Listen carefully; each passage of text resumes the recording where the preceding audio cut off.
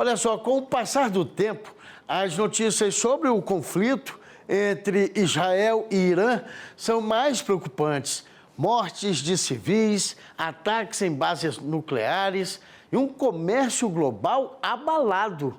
Os impactos nos preços do petróleo aumentam o suspense para o mercado internacional, levando investidores a migrar para outros ativos, como o ouro, por exemplo. Vamos acompanhar a opinião de Igor Lucena sobre as consequências. Quem comenta esse cenário, então, é José Alexandre Rage, professor do Departamento de Relações Internacionais da Universidade Federal de São Paulo. Ele vai, então, falar para a gente o que está acontecendo, porque o mercado está bastante abalado, né? Seja muito bem-vindo, uma boa noite. Boa tarde aos amigos que nos escutam. É um privilégio poder conversar com vocês, ainda que seja um momento tão assim crítico. É isso. Professor, fora a tragédia, né, que a gente humana, né, dessa guerra, a gente tem visto que o comércio ele começa a sentir, porque é justamente uma forma de cada país negociar o fim desse conflito, né? E o medo é justamente a questão do fechamento do estreito, que pode impossibilitar esse transporte de mercadorias, de petróleo. Quer dizer, realmente a tensão aumenta junto com o número de drones, de bombas sendo lançadas, né? De fato. O temor a respeito dessa guerra ele é multifacetado. Você pode sofrer as agruras desse conflito de várias formas. Você mesmo já adiantou, do ponto de vista econômico, social, político, ou seja, você pode sofrer com respeito dessa guerra, você pode escolher a forma. O que a gente às vezes não leva em consideração, embora seja de tradição na economia, é o aspecto econômico, que a economia internacional passa desde o momento que ela existe. Ou seja, no momento desse tipo de guerra muito intensa, há um aspecto, não é, da psicologia que paira sobre a economia de uma maneira, vamos dizer, muito forte. Ou seja, esse impacto leva em consideração a possível falta de petróleo, a possível falta de energia, aspectos que são contraproducentes na economia. Eles fazem com que os agentes tenham medo, eles fazem com que os agentes econômicos tenham receio de investir, de continuar seus contratos, ou de, por exemplo, cumprir as suas tarefas econômicas, investimento, compra, venda. Ou seja, o aspecto psicológico da guerra ele é muito forte, nem sempre a gente se dá conta disso.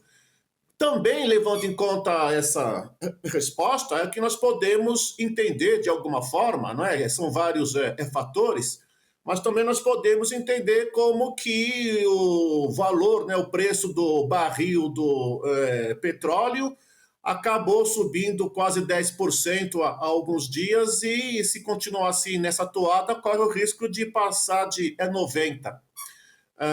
Numa situação em que o petróleo estava na casa de 60 e até menos, não é? Isso levava em consideração que um petróleo barato, de alguma forma, contribui também para o barateamento da economia. Mas aí o outro lado também é válido, não é? Se o petróleo explode de preço, os agentes que lidam com a commodity ficam temerosos, e a tendência é fazer aquilo que na economia é muito simples. Ou eles suspendem a compra de óleo, ou pagam caro e acabam depois repassando esse custo para o consumidor. Pois é, e também outra preocupação, inclusive de analistas de mercado, é quanto à alta dos juros, né? Quer dizer, junto com o petróleo, você ainda tem essa outra carga mais pesada, e que justamente a gente vai refletir, vai ver reflexo em todo um comércio do mundo, né? É, e tem um aspecto que tem a ver com a escala de juros, que também, na minha forma de entender, e acho que também para aqueles que nos assistem devem concordar, que numa situação dessa de conflito intenso, né, entre um grande produtor de petróleo, o caso do Irã, tem outro aspecto que entra nessa a contabilidade que nos prejudica, que é inclusive não só o aumento do frete da embarcação, né, os petroleiros, as empresas de petroleiro, numa situação dessa, elas tendem a subir mais o valor do frete, e também sobe o preço do seguro. Ou seja, você não transporta petróleo do Oriente Médio sem ter seguro. Não é? Então, assim, a perspectiva é de que a economia, que já não estava andando lá tão bem das pernas, a tendência é que ela sofra mais um agravo, não é? E isso para o caso do Brasil é pior ainda, porque no nosso caso nós somos exportadores de commodities, justamente para quem? Para a China, né? Uma grande parte vai para a China desses commodities. Apesar de tudo, ainda somos um importador de combustível, né? Não de petróleo bruto, mas de combustível ainda nós dependemos de importar. E isso faz com que a economia brasileira sofra aquilo que o pessoal chama de efeito colateral. Né? A gente não tem nada a ver com a guerra lá no Oriente Médio, mas paga pelo preço, não é? Porque não tem autossuficiência em gasolina, e pelo fato também de ter um grande comprador de commodities instalado na Ásia, ou seja, China, ou seja, Coreia, ou seja, Japão, tem que passar por aquela área, tem que passar por aquela parte do planeta. E aí falo de novo, né, no aspecto dessa psicologia, que mesmo passando perto, que não seja obrigatoriamente envolvido na parte, mas só de passar perto pela a logística, já faz com que haja esse alarme. Sobe o preço do frete e sobe seguro. E evidentemente que isso cria a carestia. No caso do Brasil, que a situação não é das mais fáceis, ainda vem para piorar. Pois é, e professor, ainda tem essa questão sobre a inflação, que isso impacta economias, por exemplo, do Reino Unido, de países europeus, sobre até que o G7, já durante o encontro, né, que vai acontecer agora, já pensa em formalizar um documento em comum acordo para que pressione pela desaceleração desse conflito, né? O G7, enfim, às vezes eles se amontoam por uma série de gracinhas, não é? De platitudes, né? Como a gente costuma falar, né? Enfim, nós queremos a paz, só a paz contribui, o amor está acima de tudo, não é? Essas coisas assim, mas efetivamente eles vão fazer o quê? Não é? Se eles tivessem já que tomar uma atitude, isso já deveria estar já deveria estar a nação, ainda que de uma maneira um pouco supletiva, mas já deveria ter alguma coisa já, não é? Se agora que eles vão fazer o encontro, que me parece começa hoje ou amanhã, não é? Lá no Canadá. Se agora eles vão começar a pensar nisso, essa bucha vai ficar para quem? Ou seja, quem é que vai acabar resolvendo essa questão? Na minha forma de ver, vai ser pelo esgotamento do próprio conflito. Eles devem continuar nessa rodada, eu ataco, você ataca, eu ataco, você ataca. Até um dos lados acabar pedindo água, né? Dizer, olha, para mim chega. Porque não há uma grande potência, um grupo de grande potência que chama para si essa responsabilidade. Senhora, agora para. Agora eu estou mandando. Parou.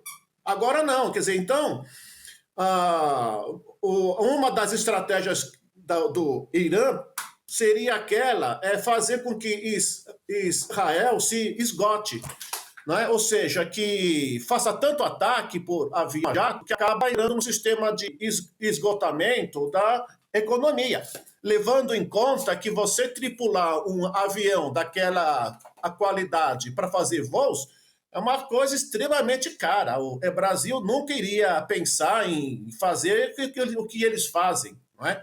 Então, se tripular meia dúzia de avião F-35 com combustível, com armas, para poder fazer aquelas ações, é extremamente caro. E dá a impressão que o Irã, embora seja a parte que mais sofre, deve pensar assim, olha, continue atacando, porque a gente vai acabar esgotando a economia de vocês até chegar, sabe, numa crise profunda, né? E para o lado israelense, deve trabalhar com aquela premissa que é o seguinte, eu também, olha, eu vou me afundar, mas eu vou levar esse pessoal junto, né? Ou seja, o objetivo meu, se é acabar com o Irã, é a oportunidade que eu não devo abandonar, embora seja altamente custoso. Isso do ponto de uma, vamos dizer assim, racionalidade política não combina, né? Ou seja, são dois estilos de exercer a política internacional que vai beirar a tragédia profunda. Mas isso acontece também por quê? Porque nós estamos numa situação extremamente crítica, em que ninguém mais também está assim, dando exemplo. Não é? Não há nenhuma outra grande potência que diz, olha, eu tenho moral, eu tenho condição de adentrar nessa situação porque eu tenho uma ficha limpa. No caso, os Estados Unidos estão atolados numa questão interna e passam a mensagem um pouco dura porque querem adentrar na Groenlândia, não é? Ou coisa que o faça. A Rússia está atolada com a questão da Ucrânia. A China é muito pragmática, ela leva em conta o seguinte, olha, se eu vou realmente ganhar alguma coisa me intrometendo no imbróglio do Oriente Médio, eu quero saber o que eu, no caso, ganho. E ela não está perdendo nada. Enfim, a China está um pouco distante, porque também ela não tem grandes perdas nessa situação, né? A China poderia tomar uma posição no Oriente Médio caso haja a paralisia, haja um bloqueio, né, do Estreito de Hormuz, que é onde passa boa parte do consumo de petróleo da China. Passa pelo estreito, né? Mas se o Irã faz isso com uma maneira de castigar e de criar um ônus na economia internacional, vai também acabar se desgastando com a própria China, que é a maior compradora desse óleo, né? Então, a China não vai entrar nisso. Os Estados Unidos não têm ânimo, né? Tanto é assim que, de certa forma, eles dão a entender que eles abriram mão de Israel e assim, olha, desde que vocês não falem meu nome, vocês fazem o que for conveniente. Que situação delicada. Vamos continuar acompanhando, claro, apreensivos para um resultado que seja realmente a paz e o mercado mais suave nos próximos dias, né? Vamos aguardar. Professor Alexandre Rage, do Departamento de Relações Internacionais da Universidade Federal de São Paulo, muito obrigado por trazer aí mais um ponto de vista para que a gente possa colocar mais reflexão sobre esse tema e também o que pode ser refletido no agronegócio brasileiro. Muito obrigado, uma boa semana. Agradeço, espero que tenha sido útil. Foi útil, sempre. Muito obrigado.